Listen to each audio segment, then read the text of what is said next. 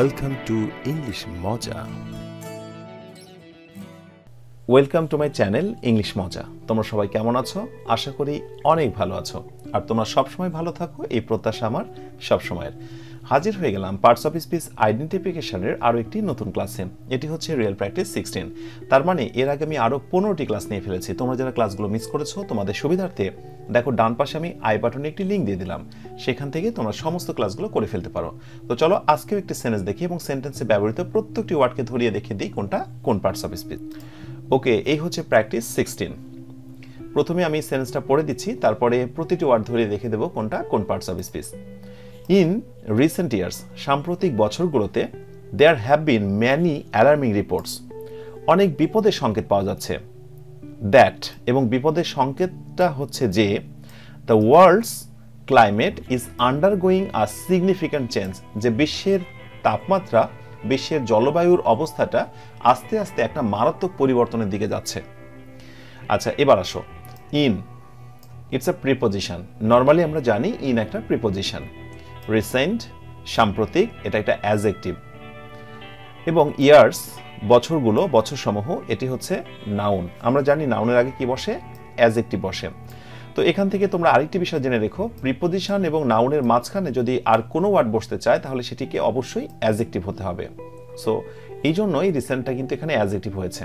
এরপর আসো দেয়ার। তোমরা বলো তো দেয়ার এখানে কোন পার্টস অফ স্পিচ? দেয়ার কিন্তু অনেক সময় অ্যাডভার্ব হয়, হেয়ার, দেয়ার, এগুলো কিন্তু বেসিক্যালি অ্যাডভার্ব, বাট এটাকে আমরা অনেক সময় ইন্ট্রোডাক্টরি বা সূচনাসূচকও একটি শব্দ বলি, ইন্ট্রোডাক্টরি দেয়ার বলি। কিন্তু এই জায়গাটা যেহেতু পার্টস অফ স্পিচের প্রসঙ্গ এসে গেছে, দ্যাটস ওয়াই তোমাকে অবশ্যই বলতে হবে এটা কোন পার্টস অফ স্পিচ। এটি হচ্ছে বেসিক্যালি প্রোনাউন। এরপরে আসো হ্যাভ। হ্যাভ এখানে অক্সিলারি ভার্ব, আর বিন হচ্ছে মেইন ভার্ব।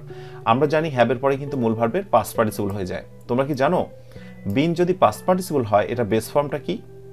বেস ফর্ম হচ্ছে এম ইজ আর, আর পাস্ট টেন্স হচ্ছে ওয়াজ ওয়ার, আর পাস্ট পার্টিসিপল হচ্ছে বিন।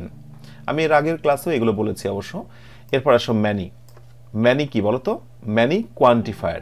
ম্যানি, মাস, ফিউ, এগুলো কোয়ান্টিফায়ার বলা হয়, বাট পার্টস অফ স্পিচের দিক থেকে এগুলোর নাম হচ্ছে অ্যাডজেক্টিভ। অ্যালার্মিং, বিপদপূর্ণ, বিপদময়, এটা হচ্ছে অ্যাডজেক্টিভ। বেসিক্যালি এটা হচ্ছে ভার্ব, অ্যালার্ম, সংকেত দেওয়া। তো অ্যালার্মের সঙ্গে যখন আইএনজি হয়েছে তখন এটা অ্যাডজেক্টিভ হয়েছে, আর যদি আরেকটু বিস্তারিত জানতে চাও এটার নাম হচ্ছে পার্টিসিপল। তোমরা জেনে রেখো ভার্বের সঙ্গে আইএনজি হলে সেটা কিন্তু পার্টিসিপল হয়ে যায়, আর পার্টিসিপলের মধ্যে লুকোনো থাকে অ্যাডজেক্টিভ। তো অ্যালার্মিং শব্দটি একটি অ্যাডজেক্টিভ, রিপোর্টস শব্দটি হচ্ছে নাউন।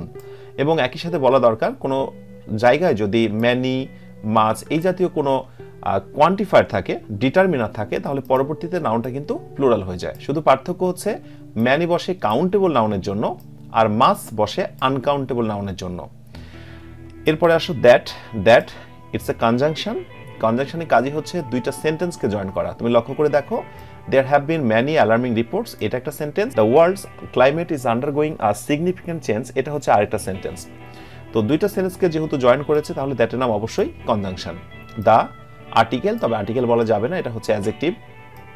ওয়ার্ল্ড শব্দটি নাউন, একমাত্র নাউনের সঙ্গে অ্যাপোস্ট্রফি এ যুক্ত করা যায়, এটা তোমরা জেনে রেখো।